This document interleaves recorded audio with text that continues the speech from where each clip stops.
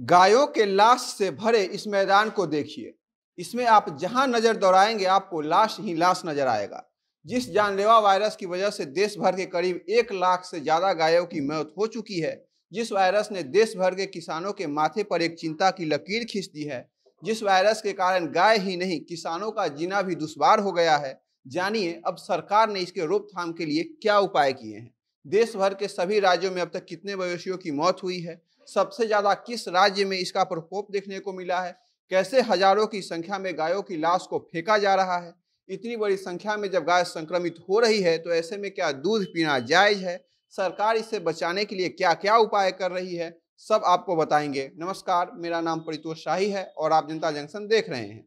भारत जैसे कृषि प्रधान देश में लाखों करोड़ों लोगों की रोजी रोटी का साधन गाय को माना जाता है। लोग इन्हें अपने आय का साधन मानते हैं और इन्हें अपने घर के बच्चे की तरह मानते हैं और इसकी बहुत इज्जत करते हैं। लेकिन पिछले 1 महीने में देश भर में जितने गाय और बछड़े की लंपी वायरस की वजह से मौत हुई है, उसे जानकर आप दंग रह जाएंगे। पिछले 1 महीने में सिर्फ हमारे देश के राजस्थान में तकरीबन 75,000 से ज्यादा गाय और बछड़े की लंपी वायरस की वजह से मौत हुई है। और पूरे देश की अगर बात करें तो गुजरात, मध्य प्रदेश, झारखंड, उत्तर प्रदेश में लगभग 30,000 से ज्यादा गाय इसके कारण मर चुकी है। राजस्थान के बीकानेर जिले का तो इतना बुरा हाल है कि यहाँ हर रोज 400 से 500 गाय की मौत हो रही है। मरे हुए गायों की लाश को थोड़ी दूर जंगल के एक एरिया के डंपिंग यार्ड में फेंका जा रहा है, जहां इन्हें गिद्ध नोच नोच कर खा रहे हैं। पूरा क्षेत्र बदबू से परेशान है। इस जगह के आसपास से करीब 5 किलोमीटर तक आदमी का जीना दुश्वार हो रहा है।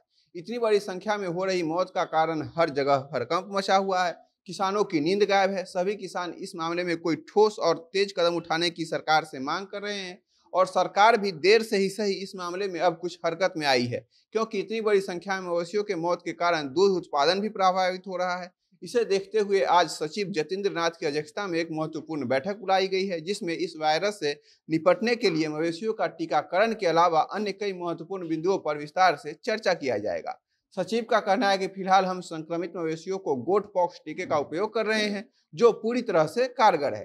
हालांकि टीके की सीमित संख्या होने के कारण टीकाकरण की रफ्तार वैसी नहीं है जैसी होनी चाहिए। इसे बनाने वाली कंपनी को उत्पादन तेज करने के निर्देश दिए गए हैं। साथ ही कृषि अनुसंधान निकाय के 2 संस्थानों द्वारा इसके नए टीकेकरण का एक्सपेरिमेंट किया जा रहा है, जिसे अगले 3 से 4 महीने में जमीन पर उतार दिया जाएगा। ऐसे में सवाल उठता है कि लंपी वायरस है क्या। तो आपको बता दें कि global alliance for vaccine and immunization के अनुसार लंपी वायरस भैंस और गाय में होने वाली एक बीमारी है या एक तरह की स्किन डिजीज है, जो वायरस के फैलने के कारण होती है।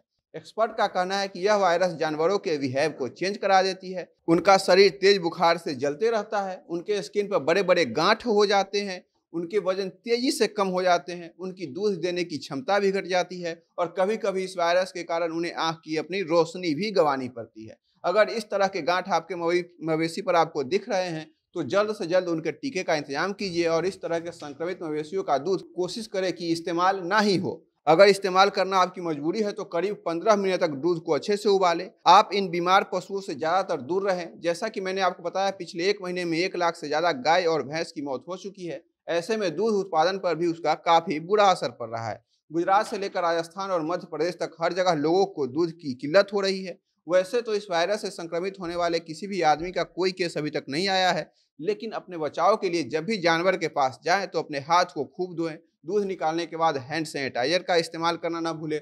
दूध निकालने से पहले भी अपने हाथ को साफ करें। जानवर के पास जाते वक्त मास्क जरूर पहनें।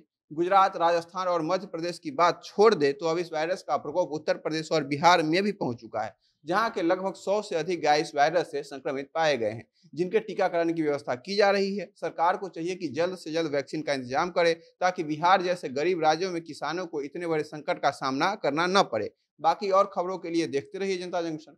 कैमरे के पीछे हमारे सहयोगी हैं विशाल। बहुत बहुत धन्यवाद।